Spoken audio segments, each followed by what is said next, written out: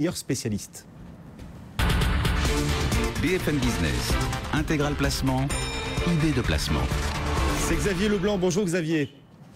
Bonjour Guillaume. Vous êtes le directeur général délégué de Prime Finance. Est-il temps d'investir sur le pétrole? On est sous les $60 pour le Brent, ou au contraire, vous estimez que la baisse n'est toujours pas arrivée à son terme? Déjà, ce qu'on cherche à comprendre, c'est pourquoi ça baisse, et pourquoi de manière aussi significative. Dans un premier temps, on va chercher les raisons qui vont nous permettre peut-être de faire une meilleure analyse et de trouver l'endroit où il faudra investir. Dans un premier temps, c'est vrai qu'on a beaucoup parlé de l'offre, en particulier des pétroles de schiste des États-Unis. En ce moment, on revient un petit peu sur la situation de la demande, puisqu'il faut bien comprendre qu'aujourd'hui, on a manifestement un problème de demande, un problème de confiance également, et donc la baisse est en train de s'auto-entretenir, puisqu'on a une offre qui est importante, le marché est légèrement déséquilibré, on en a beaucoup entendu parler avec l'OPEP qui a conservé bien entendu son plafond de production, mais également d'autres pays, la Russie qui continue à produire, l'Iran également en a parlé, enfin l'ensemble des pays, aucun n'a décidé en tout cas de réduire sa production. Donc on a tout simplement une offre qui est légèrement supérieure à la demande actuellement, et la seule raison pour laquelle le pétrole arrêterait de baisser, eh bien ça serait qu'on aurait une dynamique de la demande qui reviendrait. Donc les raisons pour lesquelles on verrait un pétrole remonter ou en tout cas arrêter de baisser, c'est que déjà il faudra avoir des signes positifs sur la demande. Or, c'est pas tout à fait ce qu'on voit actuellement. On a plutôt une grosse inquiétude, les marchés la relaient, mais il faut bien voir que s'il y a eu moins de dynamique sur la demande de pétrole, c'est que tout simplement la situation économique était manifestement moins favorable. Même si aux États-Unis les signes sont encore positifs, eh bien on est tout simplement également en train de toucher aussi à une des raisons de la dynamique de la demande et de la dynamique de la croissance des États-Unis, puisqu'il faut bien voir que les pétroles de schiste américains sont sans aucun doute un des principaux leviers, des principaux drivers de la croissance américaine depuis plusieurs années. On entend de plus en plus de spécialistes comparer le krach pétrolier actuel au krach sur l'éclatement de la bulle Internet des années 2000. On aurait un éclatement du segment de l'extraction pétrolière aux États-Unis à l'image de l'éclatement de la bulle Internet. Est-ce que ce parallèle vous parle ? Écoutez, on aime bien, de toute façon, vous le savez, dans notre métier, chercher toujours des comparaisons. Mais c'est vrai que c'est un sujet dont on parle depuis un moment.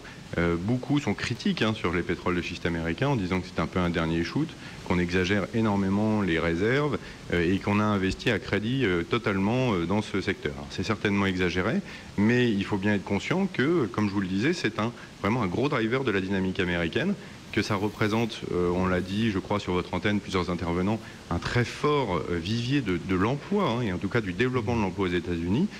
Donc si on a un ralentissement dans ce domaine, eh bien il y a un vrai risque. Et on le voit déjà manifestement sur le marché, puisque la baisse très significative du prix du pétrole impacte bien entendu immédiatement les producteurs, mais pas que les producteurs, parce qu'il faut bien voir qu'aux États-Unis, vous avez beaucoup de producteurs qui se sont couverts contre une éventuelle baisse du pétrole, donc qui ont pris des contrats tout simplement de vente de pétrole à terme. Alors on estime à peu près que c'est 6 à 12 mois, et sur les chiffres qui circulent dans le marché, on estime qu'il y a à peu près 70% des producteurs qui se sont couverts. Donc c'est non négligeable, mais il faut bien voir qu'en face, il y a quelqu'un qui porte ce risque. Et ce quelqu'un, ce sont essentiellement des financiers, que ce soit les hedge funds, que ce soit les banques, que ce soit les banques derrière les hedge funds, et que tout ça, ça pèse sur le marché, mais dans son entier. Et c'est pour ça que la baisse des cours du pétrole, qui au départ était perçue comme une bonne nouvelle par les marchés, aujourd'hui devient une mauvaise nouvelle, entraîne une baisse des indices, de Wall Street, du CAC 40 ? Alors, c'est pas nécessairement uniquement cette raison, mais il est évident que ça a un impact. Au début, on a trouvé que c'était une bonne nouvelle parce que vous aviez une baisse qui était relativement contenue et qui n'impactait pas encore la totalité des acteurs, puisque là, on a parlé des entreprises américaines qui sont touchées et qui pourraient toucher, par ricochet, bien entendu, les États-Unis dans leur entier, mais en même temps, vous avez énormément de pays pour qui c'est tous les pays producteurs, pour qui c'est extrêmement défavorable. Tout le Moyen-Orient, ça leur pèse, même s'ils montrent que c'est pas un problème et qu'ils peuvent tenir 2 ou 3 ans, comme l'Arabie Saoudite l'a dit hier. On peut avoir des conséquences quasi immédiates, et on les a d'ailleurs sur les bourses. Oui. Les bourses des pays pétroliers ont tout de suite chuté. On a parlé de la Russie, vous en avez parlé avant. La hausse de taux de cette nuit est quand même phénoménale.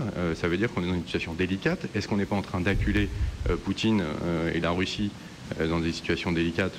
On va le voir dans les jours à venir. L'Iran les États-Unis ont moins de raisons d'aller négocier. Aujourd'hui, ils sont beaucoup plus tranquilles vis-à-vis de la situation pétrolière. Donc tout ça fait qu'il y a quand même un contexte géopolitique qui est lourd et d'ailleurs qui pourrait, dans un deuxième temps, faire remonter le cours du pétrole, puisqu'on est bien sur ce sujet. S'il y a une raison pour laquelle les cours du pétrole pourraient remonter, c'est tout simplement que le marché se rééquilibre, et ça peut être pour des raisons géopolitiques. Le Venezuela, dont on n'a pas parlé, également d'une situation très délicate, puisqu'on parle carrément de défaut, puisqu'ils étaient déjà pas très bien avec les cours du pétrole à 110 ou 120 $. Alors autant vous dire qu'à 60 $, la situation devient quasiment intenable. Donc, mais il n'y a pas que le Venezuela en Amérique latine, il y a aussi l'Argentine. On a vu la bourse de Buenos Aires perdre hier plus de 8% par exemple. Oui, alors c'est pas nécessairement dû uniquement au pétrole. Là, ça a été un déclencheur hier. C'est un déclencheur, c'est vrai, mais c'est un phénomène de contagion qui se fait à tous les niveaux, et en fait on casse plutôt la confiance. Alors c'est peut-être un des éléments déclencheurs, mais je crois qu'on auto-entretient la défiance vis-à-vis de l'ensemble du système, et c'est là qu'on est en train de toucher un petit peu les limites. Et vous parliez du poids des producteurs de gaz de schiste, de pétrole de schiste dans l'emploi américain. Vous estimez que cette baisse des cours du pétrole met en danger aussi la dynamique de l'emploi aux États-Unis et de la croissance américaine aujourd'hui ? Je pense que c'est une des raisons pour laquelle actuellement on voit des tels dégagements sur les marchés financiers. C'est qu'on est en train de toucher au cœur un petit peu de la confiance que sont les États-Unis actuellement, aussi bien par la politique monétaire de la Fed que par leur dynamique de croissance qui soutient quasiment le monde depuis plusieurs années. Évidemment, si on touche à leur moteur de croissance, on est en train de mettre la planète dans une situation manifestement compliquée. Alors, on ne va pas être trop noir, mais c'est vrai que dans des précédentes interventions, on avait dit que on était surpris par le fait que les cours des matières premières, en partie du pétrole, restaient relativement élevés, alors même que les chiffres sur le marché n'étaient pas bons. On confirme, et aujourd'hui, la baisse du prix du pétrole n'est peut-être pas aussi une bonne nouvelle pour les ménages qu'on peut le penser, parce qu'on pousse à la déflation.